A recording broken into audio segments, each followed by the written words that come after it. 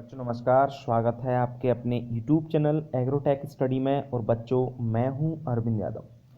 बच्चों आज की इस वीडियो में हम एग्रीकल्चर के एमसीक्यू क्वेश्चन लेकर आए हैं। बच्चों फैक्ट लेकर आए हैं हम आपके लिए, जो कि आपके एग्जाम के पर्पज से बहुत ही इंपॉर्टेंट है, बहुत ही महत्वपूर्ण प्रश्न है। बच्चों अगर आप इस वीडियो को लास्ट तक देखते हैं तो बहुत अच्छे प्रश्न जो आपके एग्जाम में अक्सर पूछे जाते हैं वह सभी प्रश्न आपको मिलने वाले हैं। बच्चों किसी भी आप परीक्षा की तैयारी कर रहे हो तो इनमें से जो प्रश्न हैं वो अक्सर आपके एग्जाम में मिल जाते हैं, इसलिए आप इस वीडियो को अच्छी तरीके से समझते चलें और देखते चलें क्वेश्चनों को। ठीक है बच्चों, चलिए अगर आप हमारे यूट्यूब चैनल पर नए हैं तो चैनल को सब्सक्राइब कर लीजिए। सब्सक्राइब करने के बाद बेल आइकन को दबाना ना भूलें। अगर आप 12th के छात्र हैं तो 12th के छात्र पूरी तैयारी करने के लिए आप हमसे जुड़ सकते हैं। ठीक है बच्चों, चलिए अब हम इस वीडियो की शुरुआत कर लेते हैं बिल्कुल देर ना करते हुए। तो बच्चों ये रहा सबसे पहले आपके प्रश्न। बच्चों नेक्स्ट यहाँ पे हम लोग बात करेंगे भारतीय मृदा कुल कितने भागों में बांटा गया है। तो भारतीय मृदा का जो भागों की बात कर रहे हैं वो बांटा गया है आपके 6 भागों में। और बच्चों ऑर्डर की बात करें तो कितने गण होते हैं, ध्यान रखना मृदा के 12 गण होते हैं। ठीक है ना, ये चीज़ आपको पता होना चाहिए। नेक्स्ट है कहवा, रबर, काजू तथा सिनकोना की बागानी कृषि के लिए कौन सी मृदा उपयुक्त है। तो बच्चों जो बागानी फसलें होती हैं, जैसे हम बात कर रहे हैं कहवा यानी चाय कहते हैं इसको, कहवा को चाय बोला जाता है, रबर और काजू, ये जो आपकी फसलें हैं इनके लिए लेटेराइट मिट्टी सबसे बेस्ट मानी जाती है। कौन सी मिट्टी? लेटेराइट मिट्टी सबसे बेस्ट रहती है। भारत के सर्वाधिक भाग पर किस मिट्टी का विस्तार है। बच्चों सर्वाधिक भाग पर जो मिट्टी है वो है जलोढ़ मिट्टी। इसको हम इंग्लिश में एलुवियल सॉइल भी कहते हैं। क्या कहते हैं? एलुवियल सॉइल भी इसको कहा जाता है। और ये बच्चों टोटल हम बात करें तो इसका जो क्षेत्रफल है वो लगभग आपका 45 मिलियन के हेक्टेयर के बराबर है। कितना है? लगभग 45 मिलियन हेक्टेयर। ठीक है ना, टोटल इंडिया में है। ठीक है। पौधे किस जल को अपनी जैविक गतिविधियों में उपयोग में लाते हैं। बच्चों आपको मैंने बताया है कि जो जल होता है वो 3 प्रकार का होता है, जैसे गुरुत्वीय जल होता है आपका, और आपका आर्द्रता ग्राही जल होता है, और तीसरा जो जल होता है वो होता है केशिका जल। इसको हम कैपिलरी वाटर भी कहते हैं। कैपिलरी जो वाटर होता है ना, यही पौधे अपने आप में इसको अवशोषित कर पाते हैं। बाकी जो गुरुत्वीय जल और आर्द्रता ग्राही जल होता है ना, उसको वह अपने अंदर नहीं ले पाते, उसका यूज नहीं कर पाते हैं। लवणीय तथा क्षारीय मृदा में कौन से फल उगाए जा सकते हैं। बच्चों जो एल्कलीन और आपकी कौन सी मृदा होती है, एल्कलीन जो सॉइल होती है और सैलाइन सॉइल होती है ना, उसमें हम अमरूद, आंवला, जामुन को उगा सकते हैं। और इसमें एक और जोड़ लीजिए आप बेर को भी इसमें उगा सकते हैं। किसको? बेर को भी आप उगा सकते हैं। ठीक है, चलिए पौधों की वृद्धि के लिए मृदा का पीएच मान कितना होना चाहिए। बच्चों अच्छी प्रकार से वृद्धि के लिए जो मिट्टी का पीएच मान है वो 6 से 7.5 के मध्य हो। कितना होना चाहिए? 6 से 7.5 के मध्य होना चाहिए। ठीक है, ये आप लोग याद रखेंगे। आगे हम बात करते हैं किसी पौधे की रचना में सर्वाधिक योगदान किस तत्व का होता है। तो किसी भी पौधे की जो रचना है वो आप लोग याद रखना, उसमें सबसे ज़्यादा किसका होता है? कार्बन का होता है। ठीक है ना, किसका होता है? कार्बन का, ये आपको याद रहे। वैसे मैं आपको एक चीज़ क्लियर कर देता हूँ यहाँ पे कि कोई भी पौधा है उसमें CHO, कौन कौन? CH और O, कार्बन, हाइड्रोजन और ऑक्सीजन, टोटल जो पौधे का भाग बना होता है वो 90% से ऊपर मिलकर बना होता है। मतलब कोई भी पौधा है, कार्बन, हाइड्रोजन, ऑक्सीजन कितना परसेंट? 90% से भी ऊपर होता है। ठीक है, चलिए बढ़ते हैं आगे।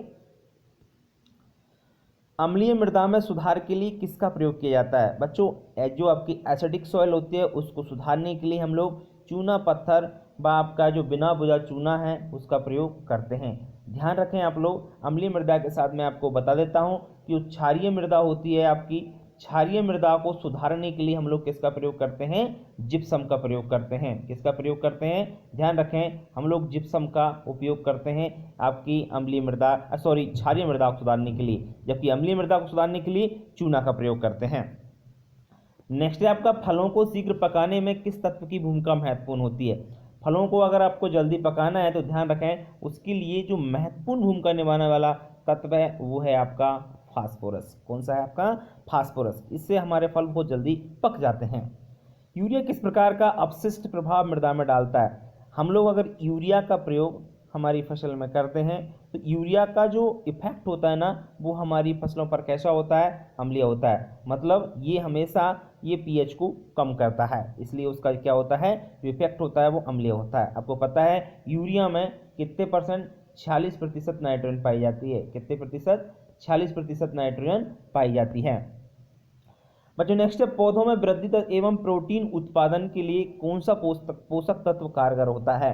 पौधों में वृद्धि और प्रोटीन के निर्माण के लिए ध्यान रखना जो आपका नाइट्रोजन है ये आपका पोषक तत्व कारगर होता है।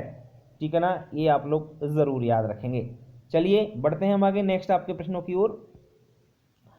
नेक्स्ट है बच्चों, प्रोटीन एवं तेल के निर्माण में सहायक तत्व कौन सा है। तो ध्यान रखें तेल की यहाँ पर बात आई है तो विशेष याद रखना बच्चों, तेल निर्माण में सल्फर, जो कि बहुत ही महत्वपूर्ण प्रश्न है। जो भी आपकी ऑयल सीड क्रॉप्स होती हैं उसमें आपका क्या होना जरूरी है, सल्फर होना जरूरी है।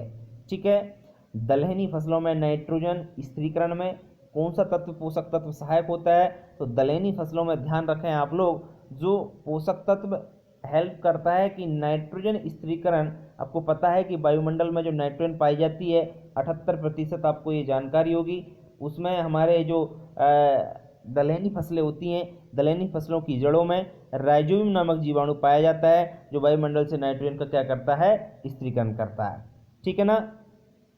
नेक्स्ट है, मृदा से नाइट्रेट का लुप्त होना क्या कहलाता है। मृदा से क्या हो जाती है, नाइट्रेट आपकी लुप्त हो जाती है तो उस क्रिया को हम लोग विनाइट्रीकरण कहते हैं। धान की फसल में किस उर्वरक का प्रयोग किया जाता है। तो सब लोग जानते हैं धान की फसल में जो अगर उर्वरक नहीं, यहाँ पे जैव उर्वरक होना चाहिए क्योंकि आंसर में आपने जैव उर्वरक लिखा है। ठीक है ना, ये ध्यान रखें। ये नीलहरे शैवाल और एजोला ये दोनों आपके बायो फर्टिलाइजर हैं। ये दोनों बायो फर्टिलाइजर का प्रयोग धान की फसल में किया जाता है। किस प्रकार की मृदा अपरदन को किसान की मौत की संज्ञा दी जाती है। वो है परत अपरदन, जिसमें पोषक तत्वों की अधिकतम हानि होती है। बच्चों आपको मैं बताता हूँ, मृदा अपरदन जो होता है इसको इंग्लिश में सॉइल इरोजन कहते हैं। सॉइल इरोजन में क्या होता है कि जो मिट्टी होती है वो पानी के द्वारा बह जाती है, पानी द्वारा बह जाती है तो उसमें कई स्टेज होती हैं। जैसे एक स्टेज का नाम दे रखा है इन्होंने परत इरोजन। परत इरोजन जो होती है ना, इसमें सबसे ज़्यादा क्या पाए जाते हैं, पोषक तत्व पाए जाते हैं, इसलिए उसे किसान की मौत की संज्ञा दी जाती है क्योंकि सबसे ज़्यादा किसान को यहीं से नुकसान होता है। ठीक है बच्चों। नेक्स्ट है, केंद्रीय मृदा संरक्षण बोर्ड की स्थापना कब की गई थी। याद रखें केंद्रीय मृदा बोर्ड संरक्षण की स्थापना 1953 में की गई थी। कब की गई थी, 1953 में। नेक्स्ट है बच्चों, दलहनी फसलों के उत्पादन हेतु कौन सा तत्व सर्वाधिक आवश्यक है। तो दलहनी फसलों के उत्पादन के लिए जो सर्वाधिक आवश्यक पोषक तत्व है वो है आपका कोबाल्ट। कौन सा, कोबाल्ट। भारतीय मृदा में जिस तत्व की सर्वाधिक कमी है वह है जिंक। बच्चों हमारी जो मिट्टी है, मिट्टियों में किसकी कमी पाई जाती है, जिंक की। दूसरा नंबर किसका आता है, ध्यान रखें, नाइट्रोजन का। क्लियर। लैग हीमोग्लोबिन पाई जाती है लेग्यूम ग्रंथियों में। बच्चों लैग हीमोग्लोबिन आपको पता होना चाहिए कि जो दलहनी फसलें हैं इनकी जड़ों में यानी जो गुलाबी आपकी गांठें पाई जाती हैं, इसमें आपका गुलाबी आंखें रहती हैं किसके कारण, हीमोग्लोबिन के कारण। ठीक है ना। और इसमें कौन सा जीवाणु पाया जाता है, मैंने आपको बता दिया है, राइजोबियम जीवाणु पाया जाता है। कौन सा जीवाणु पाया जाता है, राइजोबियम जीवाणु पाया जाता है, जो कि वायुमंडल से क्या करता है, नाइट्रोजन को फिक्स करता है। नेक्स्ट है आपका, भारत में भेड़ों की सर्वाधिक संख्या पाई जाती है कहाँ पर, राजस्थान में सबसे ज़्यादा भेड़ें पाई जाती हैं। और ऊँट भी सबसे ज़्यादा कहाँ पाए जाते हैं, वो भी आपके राजस्थान में पाए जाते हैं। भेड़ की सर्वाधिक ऊन प्रदान करने वाली प्रजाति मैरिनो है। जी हाँ बच्चों, मैरिनो एक ऐसी नस्ल है जिसकी ऊन सबसे बेस्ट मानी जाती है, जो कि स्पेन की है। केंद्रीय भैंस अनुसंधान संस्थान कहाँ पर स्थित है। केंद्रीय भैंस अनुसंधान संस्थान आपका कहाँ पर स्थित है, ध्यान रखें ये हिसार में स्थित है। हिसार कहाँ पर है, हरियाणा में। सहतूश नामक गर्म ऊनी साल किसके बालों से निर्मित की जाती है, ध्यान रखें एंटीलोप या चिरू के बालों से। ये आपकी एक भेड़ की नस्ल है, ये आपकी विदेशी नस्ल है, इससे सहतूश नामक, इसको याद रखें, गर्म ऊनी आपकी साल इससे बनाई जाती है। नेक्स्ट प्रश्न है बच्चों, केंद्रीय भेड़ एवं ऊन अनुसंधान संस्थान कहाँ स्थित है। तो ध्यान रखें केंद्रीय भेड़ एवं ऊन अनुसंधान संस्थान अंबिकानगर टोंक राजस्थान में ये स्थित है। नेक्स्ट बच्चों, बकरी के ऊन के लिए प्रसिद्ध प्रजाति कौन सी है। तो बकरी की ऊन के लिए जो प्रसिद्ध प्रजाति है वो पश्मीना बकरी है। ये आपकी पश्मीना कश्मीर में पाई जाने वाली नस्ल है, ध्यान रखें आप लोग, ये आपकी कश्मीर में पाई जाती है। इसके बालों के नीचे पतले पतले थोड़े रोए पाए जाते हैं, जिनको हम पश्मीना कहते हैं। ध्यान रखें इस बात को, पतले पतले रोए होते हैं जिनसे आपको विशिष्ट प्रकार की ऊन प्राप्त होती है। अंगोरा ऊन किससे प्राप्त की जाती है? तो अंगोरा ऊन खरगोश से प्राप्त की जाती है। केंद्रीय बकरी अनुसंधान संस्थान कहाँ स्थित है? तो केंद्रीय बकरी अनुसंधान संस्थान मथुरा में स्थित है। राष्ट्रीय ऊंट अनुसंधान संस्थान कहाँ पर स्थित है? तो ये आपका बीकानेर राजस्थान में स्थित है। संसार में सबसे अधिक अंडा देने वाली मुर्गी की नस्ल कौन सी है? तो व्हाइट लेघोर्न है, जो कि संसार में सबसे अधिक अंडा देने वाली मुर्गी की नस्ल है। प्राकृतिक रेशम के उत्पादन में कौन सा देश अग्रणी है? ध्यान रखना, सबसे ज़्यादा और सबसे प्राकृतिक रेशम चीन करता है और दूसरा आपका स्थान आता है भारत का। रेशम उद्योग को प्रोत्साहन देने के लिए केंद्रीय रेशम बोर्ड की स्थापना कब की गई? तो याद रखें 1949 में। भारतीय लाख अनुसंधान संस्थान कहाँ पर स्थित है? तो ध्यान रखें नामकुम रांची, जो कि आपका 1925 में इसको स्थापित रखा गया। लेकिन आपको ध्यान रखें लाख अनुसंधान संस्थान कहाँ पर है? रांची, झारखंड में। बढ़ते हैं आगे हम। दूध के स्रावण के लिए कौन सा हार्मोन उत्तरदायी है? बच्चों, दूध जब निकलता है तो आपको पता है कौन सा आपका हार्मोन काम करता है, वो है ऑक्सीटोसिन। कौन सा है आपका? ध्यान रखें ऑक्सीटोसिन आपका जो हार्मोन है जो दूध के स्रावण के समय निकलता है, इसी से दूध निकलता है, ध्यान रखें। दूध परिरक्षण में किस रसायन का उपयोग किया जाता है? तो ध्यान रखें दूध प्रिजर्वेशन में बेंजोइक एसिड जो होता है ना, इसका उपयोग किया जाता है। किसका प्रयोग किया जाता है? बेंजोइक अम्ल का उपयोग किया जाता है। दूध का फटना या खराब होना किस जीवाणु की उपस्थिति से होता है? बच्चों, दूध का फटना या खराब होना लैक्टोबैसिलस जो लैक्टिस जीवाणु होता है, ये दूध को खराब कर देता है। ध्यान रखें विशेष आप लोग कि दूध को जो खराब करने वाला जीवाणु है आपका लैक्टोबैसिलस लैक्टिस। दूध अथवा घी का पीला रंग आपने देखा होगा, दूध अथवा जो पीला रंग होता है दूध का, तो वो क्यों होता है? क्योंकि उसमें पाया जाता है कैरोटीन। क्या पाया जाता है? कैरोटीन। कैरोटीन के कारण दूध जो होता है उसका रंग पीला होता है। दूध की एक यहाँ पे एक चीज़ बता देता हूँ, दूध सफ़ेद होता है ना, दूध देखा होगा सफ़ेद, वो आगे आ रहा है प्रश्न। दूध का मिठास का कारण क्या है? लैक्टोज। दूध मीठा लगता है हमको, क्यों? क्योंकि उसमें पाया जाता है लैक्टोज। बहुत अच्छे प्रश्न चल रहे हैं यहाँ पर। किस पदार्थ की उपस्थिति से दूध का रंग सफ़ेद होता है? ध्यान रखें उसमें केसीन नामक प्रोटीन रहती है। 3 तरह की प्रोटीन पाई जाती हैं, एल्बुमिन, ग्लोबुलिन और केसीन। केसीन सबसे ज़्यादा रहती है, 80% केसीन पाई जाती है, ध्यान रखें दूध में, और उसी के कारण दूध क्या होता है? ध्यान रखें सफ़ेद होता है। मछली, बकरी का मांस, दूध व अंडा में किस जैविक मूल्य सर्वाधिक होता है? तो ध्यान रखें सबसे ज़्यादा जैविक मूल्य होता है आपका अंडा में। किसमें होता है? अंडा में सबसे ज़्यादा जैविक मूल्य पाया जाता है। भारत के समग्र कृषि निर्यात में किसका योगदान सर्वाधिक है? तो याद रखें समुद्री उत्पाद का, यानी मछली मिलती है वहाँ से। और धान का खैरा रोग किसकी कमी से होता है? तो इस प्रश्न को सब जानते हैं, धान का खैरा रोग जिंक की कमी से होता है। किसकी कमी से होता है? जिंक की कमी से होता है।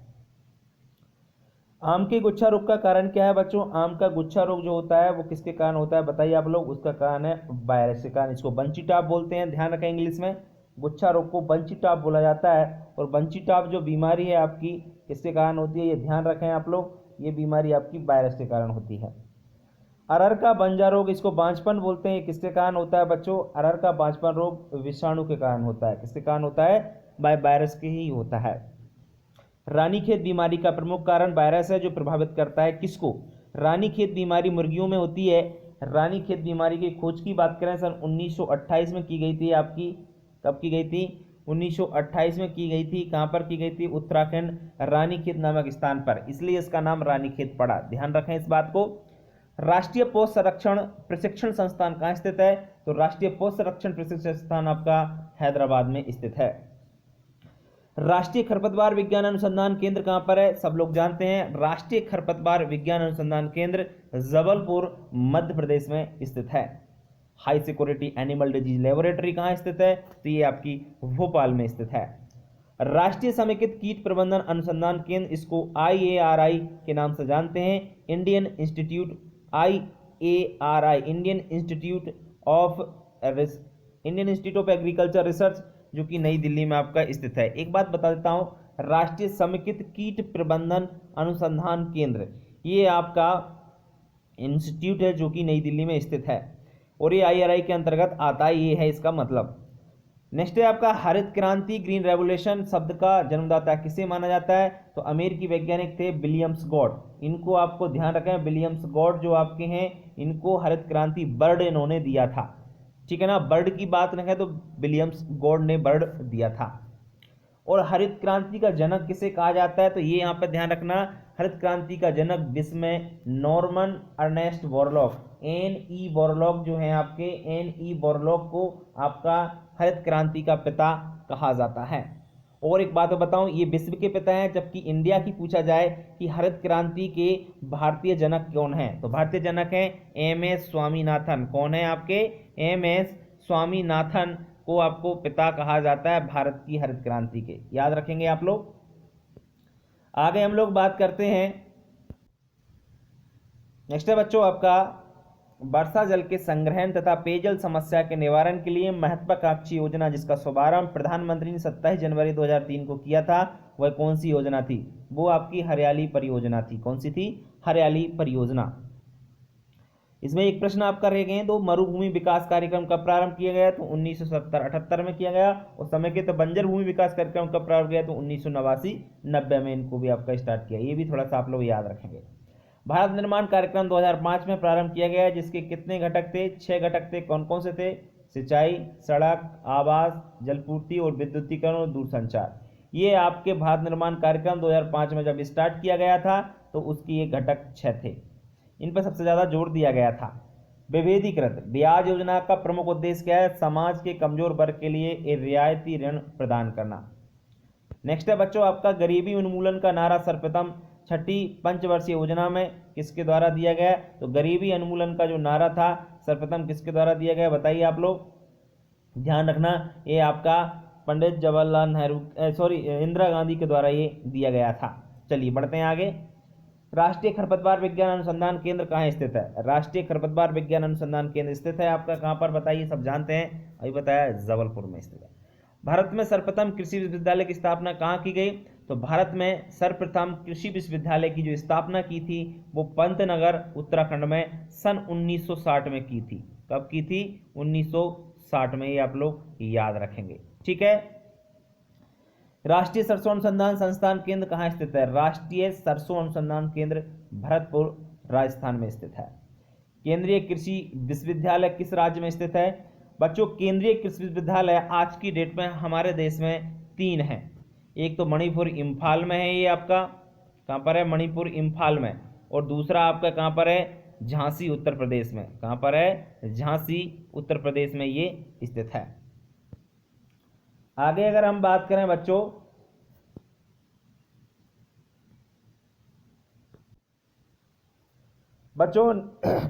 भारतीय किसान यूनियन की स्थापना कब की गई? तो भारतीय किसान जो यूनियन है उसकी स्थापना 1985 में की गई थी।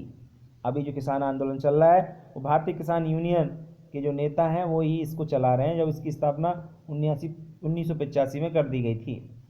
National academy of agriculture research management कहाँ स्थित है? ध्यान रखें, national academy of agriculture research management Hyderabad में स्थित है।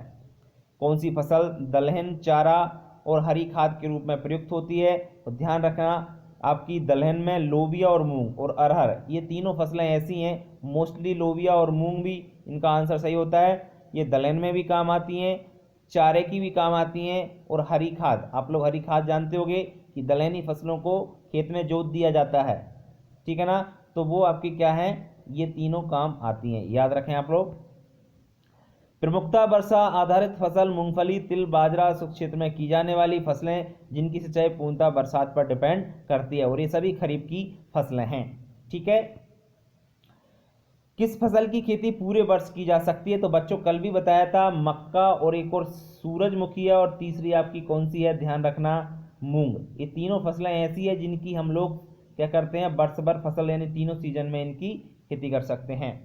भारत के काला सोना के रूप में जाना जाता है, तो काला सोना कहा जाता है काली मिर्च को। सब जानते हैं जो काली मिर्च है एक मसाले वाली फसल है, और इसको काले सोने यानी ब्लैक गोल्ड के नाम से इसको जाना जाता है। विभिन्न प्रकार के रेशम और उत्पादक राज्य, तो ध्यान रखें, इसको इरी रेशम जो है इसको उत्पादक करता है कौन? असम। बहुत ही इंपॉर्टेंट प्रश्न है। विभिन्न प्रकार के रेशम उत्पादक राज्य इरी रेशम जो को असम में उगाया जाता है, उगाने का मतलब है। और मूंगा रेशम असम विश्व में सर्वप्रथम भारत में स्थान आता है। मूंगा रेशम सबसे ज़्यादा विश्व में हम लोग करते हैं। शहतूत रेशम कर्नाटक और टसर रेशम झारखंड। स्टेट जरूर याद रखें कौन सा रेशम कहाँ पर उत्पादन किया जाता है। भारत के किस राज्य में कहवा, रबर और तंबाकू की खेती की जाती है? तो याद रखें कहवा को बोलते हैं चाय। कहवा को क्या बोला जाता है? चाय। तो चाय और रबर और तंबाकू की खेती सबसे ज़्यादा कहाँ की जाती है? कर्नाटक राज्य में। वैसे तंबाकू की जो खेती होती है ये आंध्र प्रदेश राज्य में सबसे ज़्यादा होती है, ध्यान रखें। और जो आपकी चाय की खेती होती है, चाय असम में होती है, जबकि रबर की खेती होती है और तंबाकू की खेती आपकी तंबाकू की आंध्र प्रदेश में, रबर की कर्नाटक में। और कॉफ़ी अगर आपसे पूछे तो कॉफ़ी की खेती सबसे ज़्यादा कर्नाटक राज्य में की जाती है। जिप्सम की अधिक मात्रा आवश्यक होती है मूंगफली की फसल के लिए। बच्चों जिप्सम जो होता है इसमें सल्फर पाया जाता है और मैंने अभी बताया कि तेल वाली फसल के लिए सल्फर अति आवश्यक होता है। 250 किलोग्राम प्रति हेक्टेयर के हिसाब से आपकी ये सल्फर डाली जाती है मूंगफली की फसल में। शुष्क भूमि के लिए सर्वाधिक उचित फसल कौन सी है? शुष्क यानी सूखी भूमि के लिए सर्वाधिक जो उचित फसल है वो है मूंगफली। वैसे एक बाजरा होती है, यह ध्यान रखें, बाजरा को हम लोग सबसे अच्छे उगा सकते हैं। किसको? बाजरा को। शक्करनगर चीनी का प्रमुख उत्पादक केंद्र जो स्थित है, कहाँ पर है आपका शक्करनगर चीनी का प्रमुख उत्पादक केंद्र? आंध्र प्रदेश में स्थित है। और सबसे ज़्यादा अगर बात करें चीनी का उत्पादन कहाँ पर होता है तो याद रखें उत्तर प्रदेश और महाराष्ट्र राज्य में। किस राज्य को शक्कर का कटोरा कहा जाता है? ध्यान रखें उत्तर प्रदेश को शक्कर का कटोरी या कटोरा कहा जाता है। कौन सी फसल जायद में मुख्यतः सिंचित क्षेत्रों में उगाई जाती है? तो मूंग और उड़द, इन दोनों को सिंचित क्षेत्र में उगाया जाता है। बाद में चावल के कटोरे के रूप में अविभेद क्षेत्र का नाम क्या है? कृष्णा गोदावरी डेल्टा। कृष्णा और गोदावरी का जो क्षेत्र है वहां पर सबसे ज्यादा चावल को उगाया जाता है, इसलिए उसको चावल का कटोरा उस क्षेत्र को कहा जाता है। जैसे छत्तीसगढ़ राज्य है उसको चावल का कटोरा कहते हैं, ध्यान रखें आप लोग। चावल की विभिन्न किस्मों की बात करते हैं हम लोग। चावल की किस्में हैं, उनको 3 तरीके से उगाया जाता है। देखिए आप लोग, अमन को जो उगाया जाता है वो जुलाई से दिसंबर में उगाया जाता है, जाड़े की फसल है ये। और आपका जो अस है, अस राइस को हम लोग मई से सितंबर ग्रीष्मकालीन है। और बोरो राइस इसको नवंबर से मार्च तक उगाया जाता है, इसको शरद की फसल कहा जाता है। बुवाई का समय और इनकी कटाई का समय दोनों दे रखा है, ये ध्यान रखें आपको। मैक्रोनी गेहूं सबसे उपयुक्त किन परिस्थितियों में उत्पादित होता है? तो असंचित परिस्थितियों में। जहां पर असंचित परिस्थिति होती है वहां पर गेहूं हम मैक्रोनी गेहूं को उगा सकते हैं।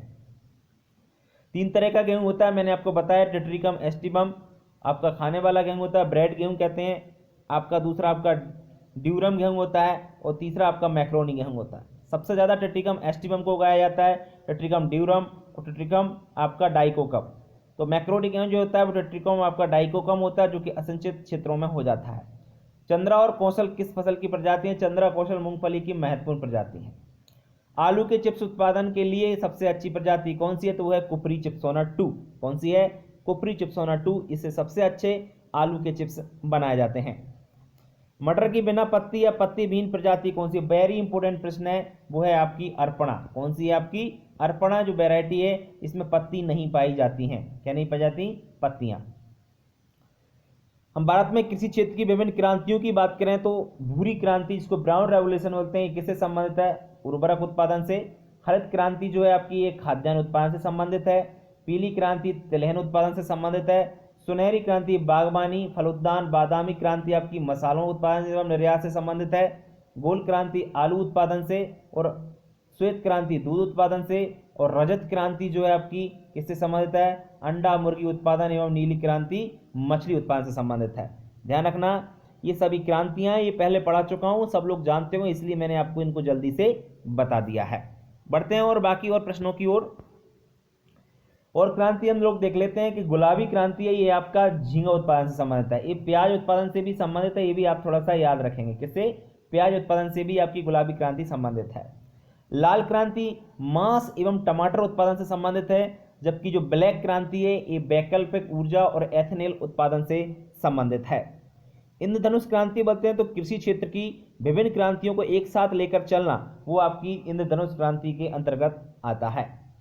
बात करते हैं भारत में प्रमुख कृषि अनुसंधान केंद्रों की, तो अनुसंधान संस्थान है वो देखते चलिए।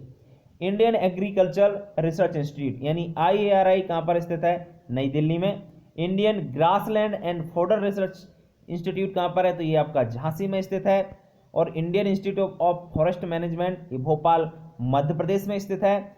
Indian Institute of horticulture research ये कहाँ पर है आपका, हैसरगट्टा बेंगलोर कर्नाटक में ये स्थित है। Indian Institute of Sugar Research ये कानपुर में स्थित है। Indian Veterinary Research Institute Izzatnagar Bareilly Uttar Pradesh में स्थित है। Sugarcane Breeding Institute Coimbatore Tamil Nadu में स्थित है। और आपके बाकी और अनुसंधान की बात करते हैं, Central Arid Zone Research Institute ये जोधपुर राजस्थान में स्थित है।